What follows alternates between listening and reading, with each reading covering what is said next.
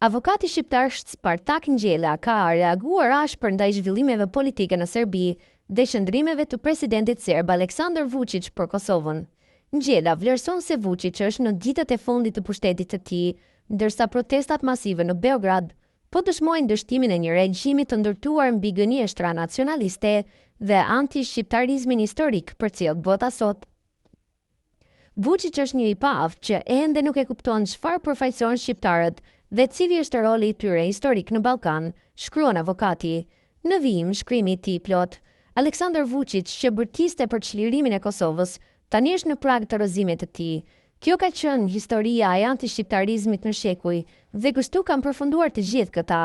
Vučić, një president i paaft, ende nuk e ka kuptuar dot se cila është Shqipëria dhe Kosova dhe çfarë përfaqësojnë shqiptarët në historinë e tyre 4000 vjeçare në Gadishullin Ilirik. Pse nuk e di Vučić se kur ata si sklav kanë ardhur si ordhi në Gadishullin tonë në shekullin e 5, shqiptarët kishin qenë populli më i vjetër i Europës që në kohën e perandorisë romake. Shqiptarët kanë një histori e cila i ka shqetësuar slavët pushtues në shekuj dhe pikërisht këtu edhe sot trazira e tyre historike sepse janë pushtues të territorit të Arbërisë. Se historia kështu eci kundër Arbërisë, por koha moderne tani është me shqiptarët dhe kundër pushtuesve slav të territoreve shqiptare. Pse nuk e di Vučić që ata kanë ardhur nga Gadishullin tonë në shekullin e 7 të erës sonë dhe këta kanë qenë dëmprurësit më të mëdhenj të popullit shqiptar.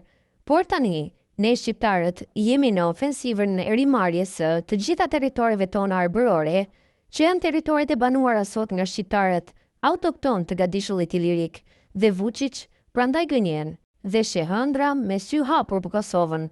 Gënjen gjatë gjithë ditës Vučić, por askush nuk e beson në Europë dhe në Amerikë. Pse e ka harruar Vučić që për çlirimin e Kosovës NATO dhe Shtetet e Bashkuara kanë bombarduar Beogradin, bombardim ky që bashkë me UÇK-n e famshme të shqiptarisë së re, çliroi Kosovën nga pushtimi slav. Po çfarë po kërkon sot Vučić?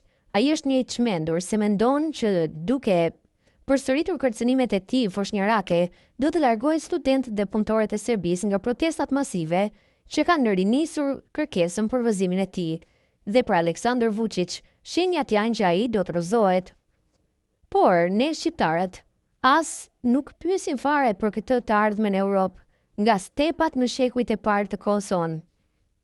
Kur ne shqiptarët ishim zotër të Gadishullit Ilirik në kohën e perandorisë romake, edhe sot kështu po vërtitet kot së koti e fare kot, dhe koha jon do të sjellë sërish shqiptarin tërësisht në kohën e saj. Janë 2 shtete shqiptare sot në Ballkan dhe koha do të shkojë edhe më tepër në favorin e shqiptarëve, që tani ajo ka rilindur dhe po kërkon me sukses historik. Vetveten historike, askush nuk e prek dot Kosovën, sepse lufta e NATO-s e ka në prag. Por ata që bërtasin jo për të na trembur në shqiptarët, por për të mposhtur protestat e mëdha kundër Aleksandar Vučićit në Beograd. Por duhet të kenë të qartë që Kosova dhe Shqipëria, ata nuk i prekin dot asnjë shime floku, se kjo është tani historia e shqiptarisë, që ka riardhur në histori me 2 shtete shqiptarësh në Gadishullin Ilirik dhe do të vijojë drejt historisë reale të Arbërisë së Bashkuar. Prisni dhe shikoni. Mbyllet postimi i avokatit Spartak Ngjela.